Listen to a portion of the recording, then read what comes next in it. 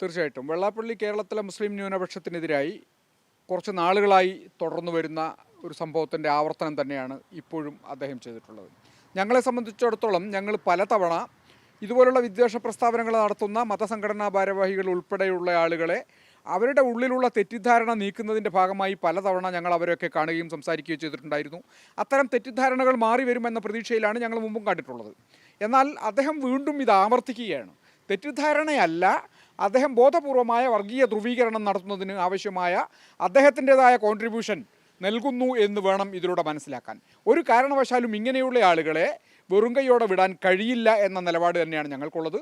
ഇദ്ദേഹത്തെ പോലെയുള്ള വർഗീയ വിദ്വേഷ പ്രചാരണത്തിന് ആക്കം കൂട്ടുന്ന നിലപാട് സ്വീകരിക്കുന്ന ആളുകൾക്കെതിരായി നിയമ നടപടിയാണ് വേണ്ടത് എന്ന കാര്യത്തിൽ സംശയമില്ല. സർക്കാരിൻ്റെ ഭാഗത്തുനിന്നും അത്തരത്തിലുള്ളൊരു ശ്രമം ഉണ്ടാകും എന്ന് ഞങ്ങൾ പ്രതീക്ഷിക്കുകയാണ്.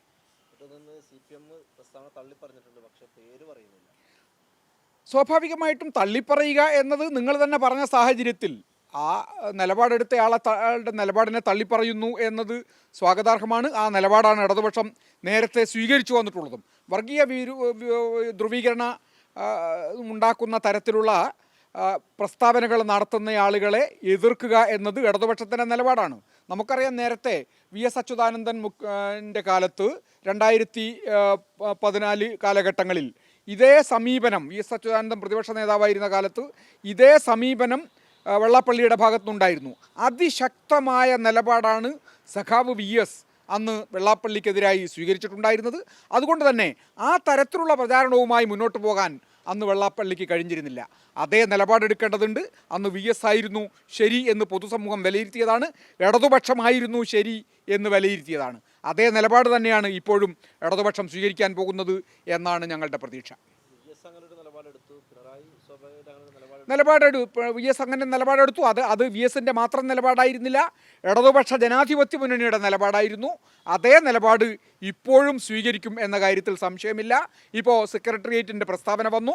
സെക്രട്ടേറിയറ്റ് അംഗങ്ങൾ ഉൾപ്പെടെയുള്ള ആളുകൾ അതിശക്തമായ നിലപാടുകൾ അവരുടെ സാമൂഹ്യ മാധ്യമങ്ങളിലൂടെ പ്രഖ്യാപിക്കുകയും ചെയ്തിട്ടുണ്ട്. അത് നിലവിൽ വരും എന്ന് തന്നെയാണ് നമുക്ക് മനസ്സിലാക്കാൻ കഴിയും.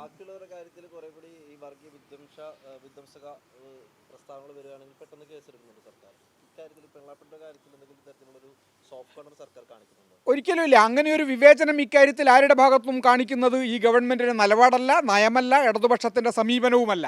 അതുകൊണ്ട് തന്നെ എല്ലാവർക്കും തുല്യമായ ഒരു സമീപനം ഇക്കാര്യത്തിൽ ഉണ്ടാകും. അങ്ങനെ ഒരു വിഭാഗത്തെ ഈ കാര്യത്തിൽ വിവേചനപരമായി കാണുന്നു എന്ന പ്രചാരണം ശരിയല്ല. എല്ലാവർക്കും എതിരായി അത്തരത്തിലുള്ള സമീപനം തന്നെയായിരിക്കും ഉണ്ടാവുക. അതാണ് ഇടതുപക്ഷ നിലപാട്, അതാണ് ഉണ്ടാവേണ്ടതും എന്നാണ് ഞങ്ങളുടെ അഭിപ്രായം.